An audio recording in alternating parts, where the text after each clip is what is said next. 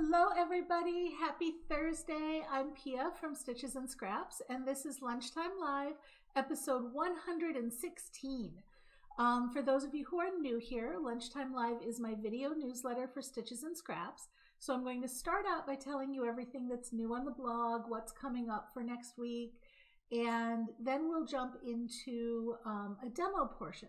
Now for 2022, I've decided to do a stitch of the week every week, alternating between knit stitches and crochet stitches. Today is a crochet day, and we are doing, and it doesn't show that great on camera, but I'll show you a close-up later. We're doing the crochet alpine stitch. Oh, I guess it is looking okay here. You can really see the texture a bit if I angle it. It's a very textured, bumpy stitch, but because the texture is so even, it ends up looking a little flat on camera, but it actually makes this really cool diamond-shaped texture. So we will be looking at that in the demo portion at the end, but first I'm going to tell you all the exciting stuff going on, and there's extra to talk about this week because we didn't have a Lunchtime Live last week. So I have 2 weeks of stuff to tell you about. Let's jump right in. If I talk about, or when I talk about a pattern or a tutorial or something that you might want a link to, look in the description on the video and you'll see a link to one blog post. There's like one link in the description. Go there and there's a whole list of everything I plan to talk about with all of the links. So anything that I mention, if you want to get to it, that's where you go to get to it. Good morning, Mary. It's good to see you. How are you today? So let's jump in. I'm going to start 2 weeks ago with what was new, and that would be the, okay, wait, hang on. Let me think which tutorial we're on for this one. That would be the split single crochet tutorial.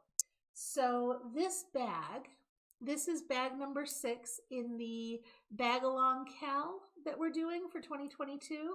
There were 6 bags through the year. This is the final bag. And I did a tutorial on the split single crochet stitch, which you can see the best on the side because I haven't done the embroidery yet.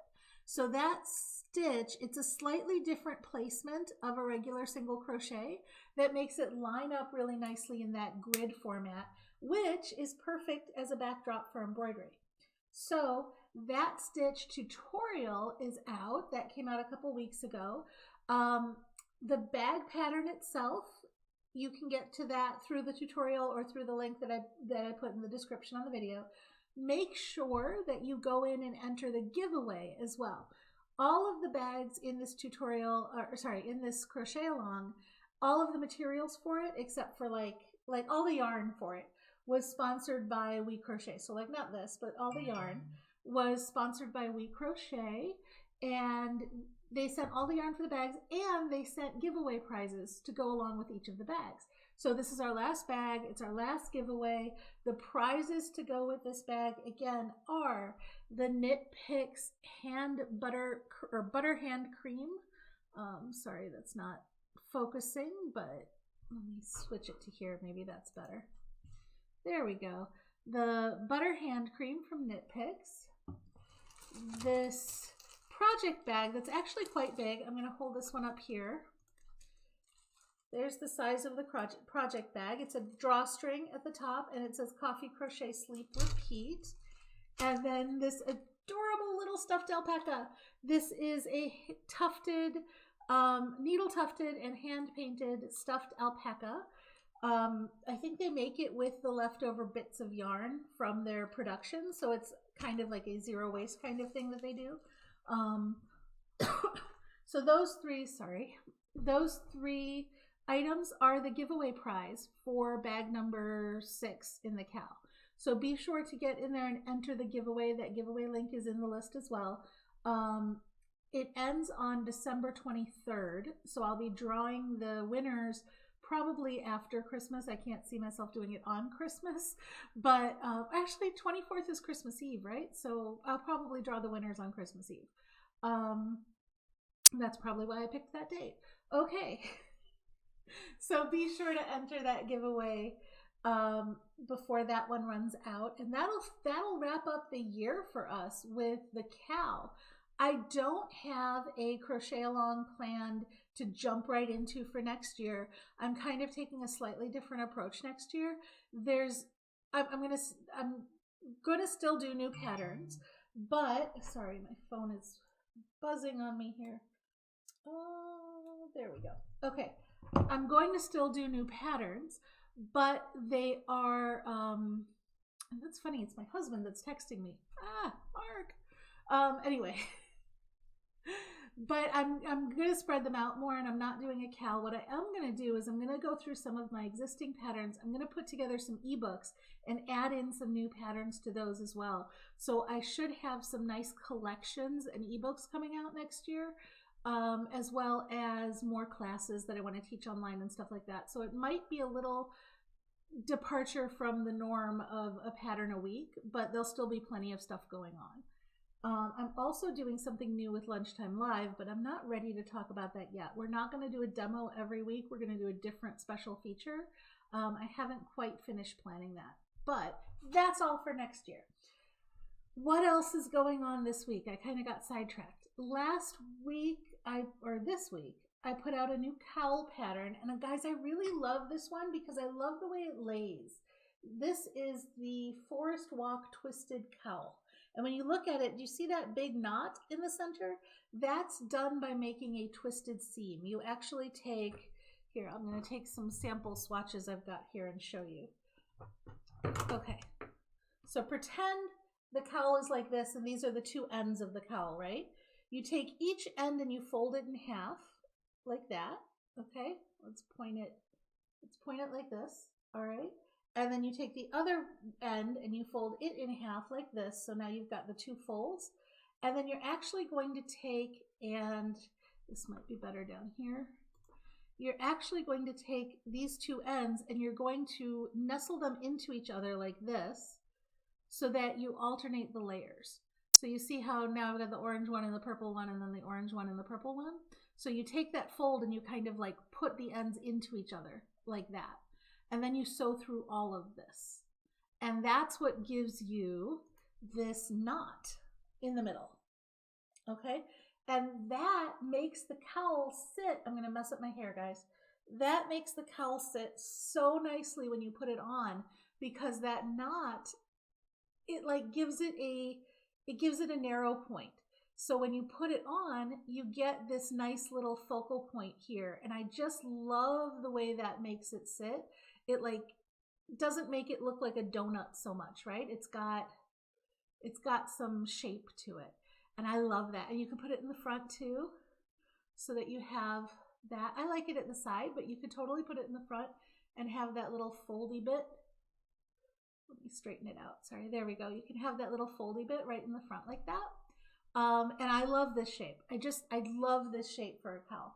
So this cowl is part of the Gift Stravaganza, fun word, Gift Stravaganza crochet along that Underground Crafter is running. I think there's only 2 patterns left after this one. And we're in each section of the cowl had different types of patterns. We are in the last section, which is the last minute gifts pattern. This works up super quickly. I'm not kidding, guys. It's 1 stitch with a single row repeat. You could make this in maybe 2 hours, maybe 3, but it really shouldn't take much longer than that. Super fast, and you can use any worsted weight yarn. I use this really cool yarn that I like called Forest from King Cole. So I want to tell you a little bit about the yarn because it's kind of cool. Okay, so it's a recycled yarn made up of a lot of different fibers, and these are made from basically leftover bits of fibers from the process of making their other yarns, right? So it's a way to use up some of that waste that happens in the industry. So you can see it's got wool, acrylic, polyamide, and viscose. So it's a good mix of different fibers, okay? And because all the fibers take dye a little bit differently, you get this really tweedy look in the yarn itself. So I really like that. The colors are all named for wooded areas in the UK. So Scotland, England, basically in Ireland, I think in Wales. Did I get all the UK countries? I don't know my geography as well as I should. But anyway, so this one is named after an area called Red Bray Wood. And I looked it up. It's this cute little wooded area. It's not even very big. It doesn't have any trails or anything. It's off of a river in Scotland. So red bray wood is the color of this one, and it's a really nice yarn. The feel of it when you mix all these different yarns together, or fibers together, the feel of it is kind of like a soft cotton, like not a mercerized super smooth cotton, but one of the softer slubby kind of cottons. And it feels really nice on the skin. I really like it. So that's King Cole Forest. I do not have this yarn in my shop, but you can go on their website on kingcole.com and you can see there's a link to find a stockist, and that'll tell you where to get any of the King Cole yarns out here if they're ones that I don't carry. If I do carry them, you can get them in my shop. Sorry, I had to say that. Okay, so that's what's new on the blog right now. What's coming up for next week? Well, I did the stitching, the single crochet tutorial for this. The next tutorial that's coming out next week is going to be for the embroidery part. So these snowflakes and the surface crochet columns right here that make the corners. So that will come out next week. I am also hoping to get out another King Cole pattern, this time with this yarn, which is called dishcloth cotton. And surprisingly, this cotton is what feels really close to the forest. But so it's also a recycled cotton, or a recycled yarn. It's recycled cotton, King Cole dishcloth cotton. It only comes in 2 colors. It comes in white and off-white. And I have combined the 2 to make a table runner with these popcorns. I'm only showing you the sneak peek because it's cool. But this is, let's see if I can zoom out a little bit to show you a little more of a sneak peek. There we go. So it's got the angled points. I'm going to put some tassels on the end of it. And then it's got this kind of flowing line of baubles all around it. I'm calling it the string of pearls because I love the off-white on white kind of tonal quality of using these 2 together. Now, on the website, on King Cole, it says, or it suggests, that these yarns are great as a base for dyeing. So if you like to dye fibers, you could totally dye them, and the off-white's going to take color a little bit differently than the white, or they're great on their own. So this, because I wanted kind of a snowy winter theme, and I'm going with pearls, this is, I'm going to leave it the way it is. I'm going to leave it with off-white on white. But if you wanted to, you could make something like this and then dye it any color you want, and you're still going to have that tonal quality because the 2 yarns will take the over dyeing a little bit differently. So that's another cool product, especially if you're into playing around with colors. That's another one I don't carry. Unfortunately, I can't carry all the yarns that I want to, right? So that's another one I don't carry, so you can use the Find a Stockist tool on the website to find that as well. And that is all that I had to show you as far as news. So I'm going to, if there's no questions on that, I'm going to jump right into the demo portion. So we're looking at Alpine Stitch. And Alpine Stitch, and I'm sorry, I picked a color that's making my camera wash out, but Alpine Stitch is a combination of post stitches and regular, like front post double crochets and regular double crochets that you stagger so that they form this diamond pattern. So I'm going to put this big swatch away, and it does curl, just so you know, it does curl. I'm going to put the big swatch away so that it stops washing out my camera and work with this color, which I know my camera likes a little bit better. Okay.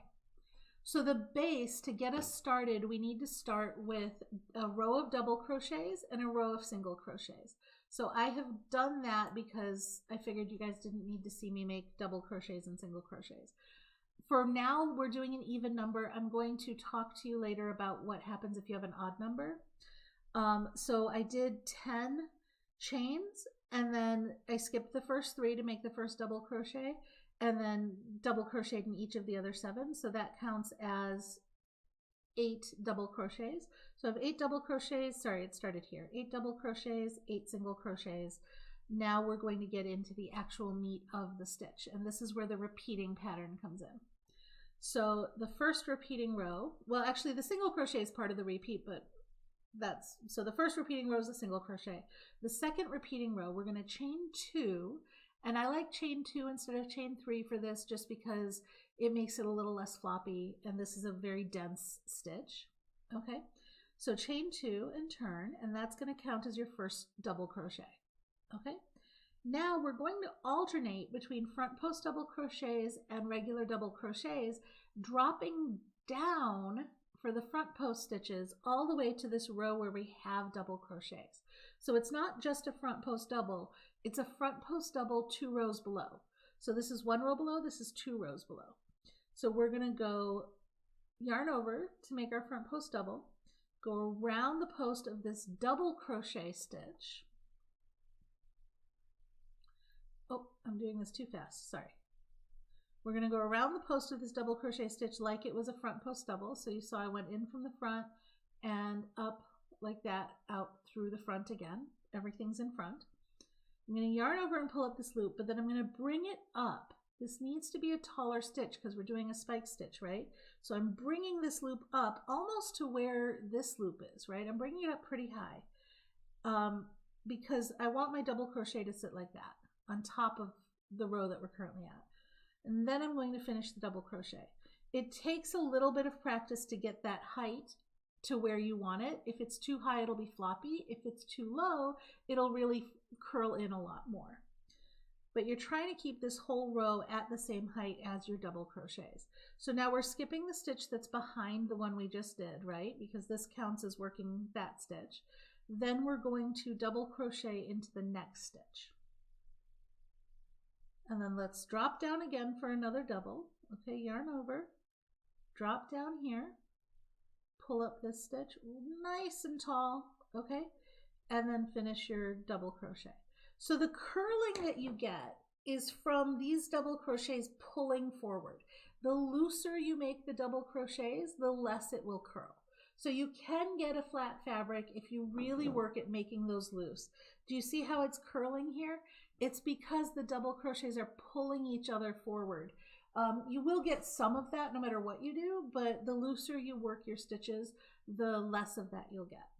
So now we double crochet in the next stitch, and then front post double around the next one below.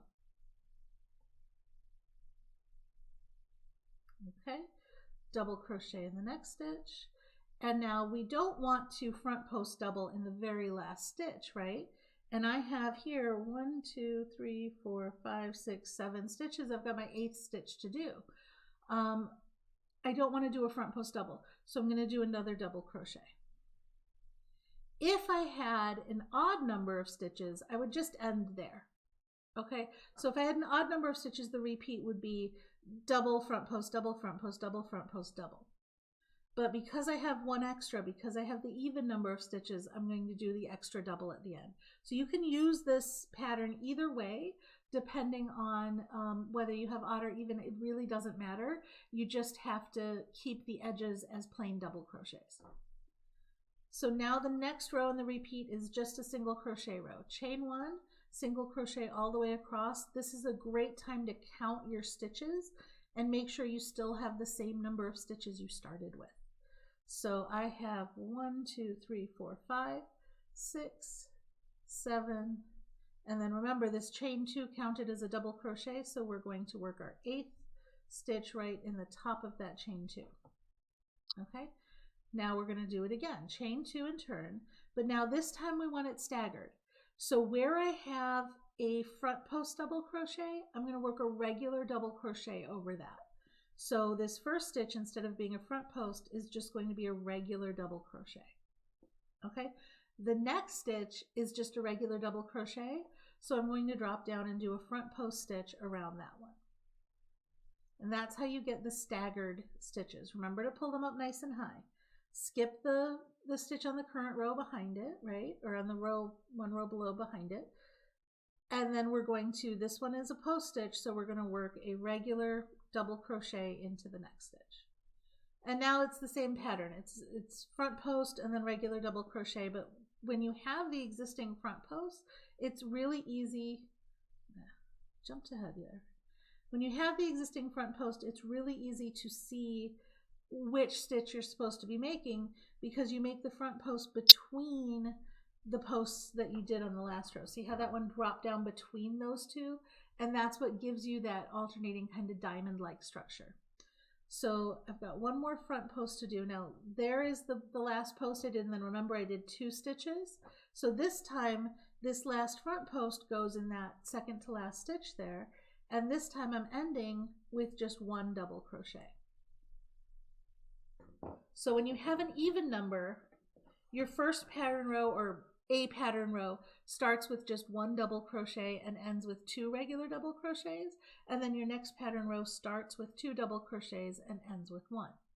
If you have an odd number of stitches, take away this stitch on the end, okay? Your pattern will start on one row, will start and end with 1 double crochet. And on the next row, will start and end with 2 double crochets because this one will have to be a regular double crochet. So you'll have 2 regular double crochets there. So that's the difference if you have an even versus odd number. The thing to remember is you always do a regular double crochet in the last stitch. If you do that, you'll be okay. So now let's look at one other variation that you can do on this stitch. And look how nice and flat this is, right? When I did this one, my tension was a little too tight, pulling up those post stitches, and that's why you get the curling. It will block out if it's not too bad. But this is also a small swatch. You can see it will curl a little bit if I kept going. You can see that curl there, but it stays pretty flat because I've got a lot of give in the stitch. I'm sorry, you guys, my throat got really scratchy. Hang on, I'm going to take a sip so I don't keep coughing in the microphone for you. You know, it is really hard to open a can of soda with fake nails. Okay, there we go. So next row is single crochets, and then I want to show you something different you can do if you find it helpful. It will give you a slightly different look, but some people might like this better. That's me, I'm some people. I like both, but I do like this better. So if I chain 2 for my first double crochet and I want to drop down to here, right? Since I'm going so far down, instead of pulling up that loop all the way to the height that I want it, I could do a treble crochet. Instead of a double, I could do a treble to get that extra height in, and it would be a tighter stitch, and it wouldn't be quite so big and open down here. So that's a different look. That is not classic alpine stitch. Classic alpine stitch has the double crochet that gets pulled up. So it's like the elongated double crochet, but you can do it with a treble crochet. It's just going to look a little bit different. It's a slightly different stitch is what it is. It's less puffy and more defined in my mind, at least. So let me finish this row and then I'll show you the difference. So you can see the more traditional alpine stitch where it's got the first loop just pulled up really high and it's just a double crochet is kind of flatter, but it has this wider teardrop base. Do you see that? Whereas this is much narrower in the base, but it's more defined and it's actually more raised up off the surface. So you can do either way. And that is alpine stitch and a variation on alpine stitch. So any questions on that, or else I will just say have a great weekend and I'll see you guys all next week. Next week we're doing a knit stitch and we're going to do knit brioche. We did fisherman's rib and we did the bee stitch, which are kind of like faux brioche kind of stitches. So next week we're going to do actual brioche rib stitch. So I will see you then. Bye.